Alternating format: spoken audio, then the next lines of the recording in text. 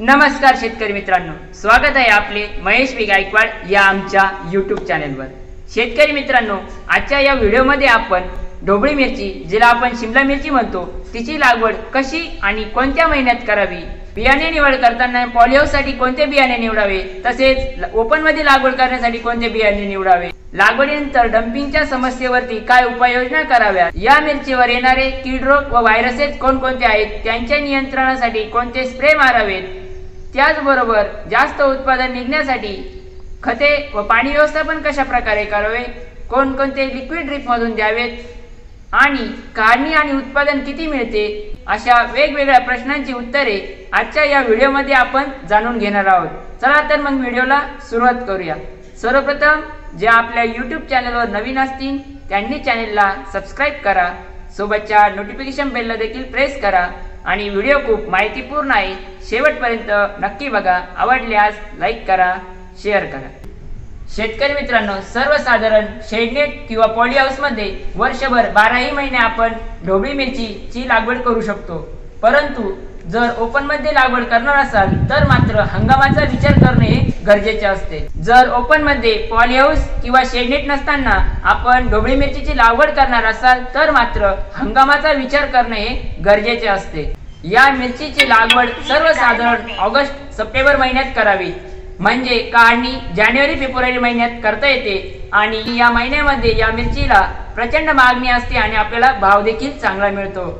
आणि ही मिरची उन्हाळी हंगामात ओपन वरती तग धरू शकत नाही, त्यामुळे उन्हाळ्यामध्ये लागवड करणे शक्यतो टाळावे, कारण जास्त उन्हाचा या मिरची पिकाला फटका बसतो आणि हे पीक आपले कीड रोगांना जास्त प्रमाणामध्ये बळी पडत असते, त्यामुळे उत्पन्नात घट होते, म्हणून थोडीशी काळजी घ्यावी। शेतकरी मित्रांनो, या ढोबळी मिरचीची लागवड करताना पावसाळी हंगामामध्ये हलक्या जमिनीमध्ये लागवड करावी, तर उन्हाळी हंगामामध्ये तुम्ही काळी कसदार पाणी धरून ठेवणाऱ्या जमिनीमध्ये लागवड करू शकता। ज्या ठिकाणी शिमला मिरची लागवड करायची आहे त्या ठिकाणी सेंद्रिय कर्बाचे प्रमाण अधिक असणे गरजेचे असते, म्हणजेच त्या जमिनीमध्ये याआधी मागील 1 वर्ष शिमला मिरचीचे पीक घेतलेले नसावे, कारण जर आधी त्याच जमिनीमध्ये शिमला मिरचीचे पीक घेतलेले असेल तर त्या ठिकाणी आपले नवीन जे लावलेले पीक असते ते वेगवेगळे कीड रोग व्हायरसेस यांना बळी पडत असते, म्हणून शक्यतो थोडीशी काळजी घ्यावी व जमीन निवडताना फ्रेश आणि त्या जमिनीमध्ये सेंद्रिय कर्बाचे प्रमाण अधिक असेल तीच जमीन ढोबळी मिरची म्हणजे शिमला मिरची लागवडीसाठी शक्यतो निवडावी। बियाणे निवड करताना पॉलिहाऊस किंवा शेडनेटसाठी इंडस सीड्स किंवा पॅलेडाइन ही व्हरायटी निवडावी, तर ओपन मध्ये लागवड करणार असाल तर प्लस सीड्सचे आशा F1 या व्हरायटीची निवड करावी।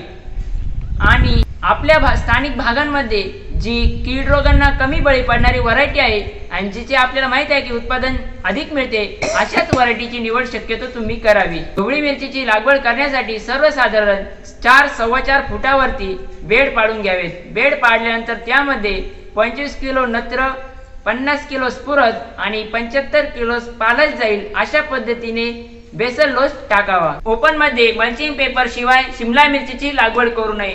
मल्चिंग पेपरमुळे पांढऱ्या मुळांची वाढ अधिक जोमाने होते व आपल्याला उत्पादन देखील अधिक प्रमाणात मिळू शकते व आपले पीक कीड रोगांना कमी प्रमाणात बळी पडते, म्हणून मल्चिंग पेपर हा वापरावा। त्यानंतर त्या मल्चिंग पेपरला झिगझॅग पद्धतीने 1 फुटावरती होल मारून घ्यावेत। झिगझॅग पद्धतीने लागवड केल्यास एकरी 10 ते 11 हजार रोपे बसतात। बरेचसे शेतकरी शिमला मिरची लागवडीसाठी 2 ते 3 फुटावरती बेड पाडतात, परंतु नंतर ज्यावेळेस शिमला मिरचीचे झाडे मोठे होतात त्यावेळेस आपल्याला औषध मारताना किंवा फळ तोडणी करताना आपल्याला अडचण निर्माण होत असते, त्यामुळे शक्यतो 4-4.25 फुटाच्या पुढेच बेड पाडावेत, म्हणजे आपल्याला मोकळी अशी जागा मिळू शकते। म्हणून शिमला मिरची लागवड करताना अंतर ठेवताना थोडेसे पुढचे नियोजन करावे।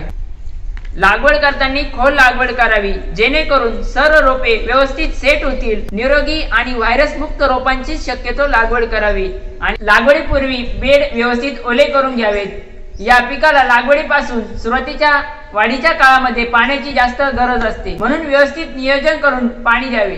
जसजसे झाड मोठे होत जाईल तसतसे पाण्याचे प्रमाण देखील वाढवत जावे आणि त्याचबरोबर खतांचे प्रमाण सुद्धा वाढवत जावे।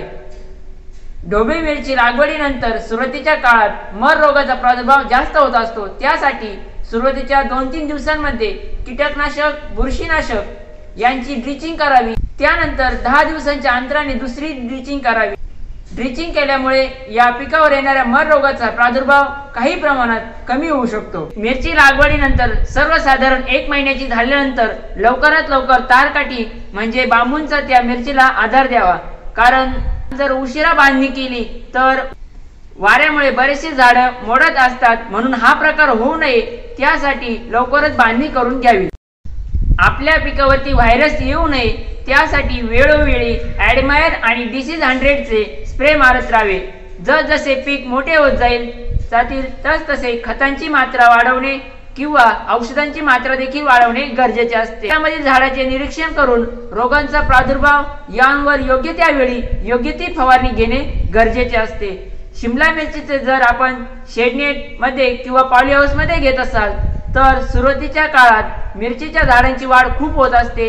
या मिरचीच्या पेऱ्यांमधील अंतर कमी ठेवण्यासाठी वेगवेगळ्या प्रकारच्या तुम्ही त्या ठिकाणी औषधांची फवारणी करावी व सुरुवातीच्या काळात नत्रयुक्त खतांचा वापर देखील थोडासा कमी करावा, ज्यामुळे उत्पादन अधिक निघते। लागवड केल्यानंतर बरोबर 15 दिवसांनी मिरचीच्या झाडांना फुले येण्यासाठी सुरुवात होते। खतांचे आणि फवारणीचे तुम्ही योग्य नियोजन केले असेल तर 45 ते 55 दिवसांच्या मध्ये पहिला तोडा येतो। पहिला तोडा झाल्यानंतर बरोबर 9-10 दिवसांनी दुसरा तोडा करावा। दुसऱ्या तोड्यानंतरचा पुढचा तोडा हा मिरचीची साईज बघून करावा। पहिल्या 2 तोड्यांना माल कमी निघतो तर त्यानंतरच्या तोड्यांना भरपूर असा माल निघत असतो। तुम्ही जर व्यवस्थित व्यवस्थापन केले, कीड रोगांचे व्यवस्थित नियोजन केले तर इंद्रा जातीच्या मिरचीचे एकरी 50 टनांपर्यंत तर इंडस जातीच्या मिरचीचे 40 टनांपर्यंत उत्पादन आपल्याला मिळू शकते। मिरची लागवडीसाठी खर्चाचा जर विचार केला तर एकरी सर्वसाधारण मशागत, रोपे, खते आणि इतर खर्च पकडून 50,000 रुपयापर्यंत खर्च येतो। नंतर मिरची पूर्ण निघेपर्यंत एकरी 1,00,000-1.25 लाखापर्यंत खर्च येतो। हवामान व वातावरण यामध्ये झालेल्या बदलानुसार या खर्चामध्ये थोड्याफार प्रमाणामध्ये कमी जादा होऊ शकते। त्याचबरोबर नंदिता मिरचीची लागवड कशी करावी, तिचे उत्पादन किती प्रमाणात निघते याबद्दल सविस्तर असा व्हिडिओ आमच्या YouTube चॅनलवरती अपलोड केलेला आहे। तुम्ही तो डिस्क्रिप्शन मध्ये लिंक दिलेली आहे, तिथून तो व्हिडिओ बघू शकता। तुम्हाला आजचा हा व्हिडिओ आवडला असेल तर लाईक करा, तुमच्या शेतकरी मित्रांसोबत शेअर करा आणि ढोबळी मिरची लागवडी संबंधी तुमचे काही प्रश्न असतील तर कमेंट बॉक्स मध्ये नक्की विचारा आणि आमच्या महेश वी गायकवाड या YouTube चॅनलला सबस्क्राइब करायला मात्र विसरू नका। धन्यवाद।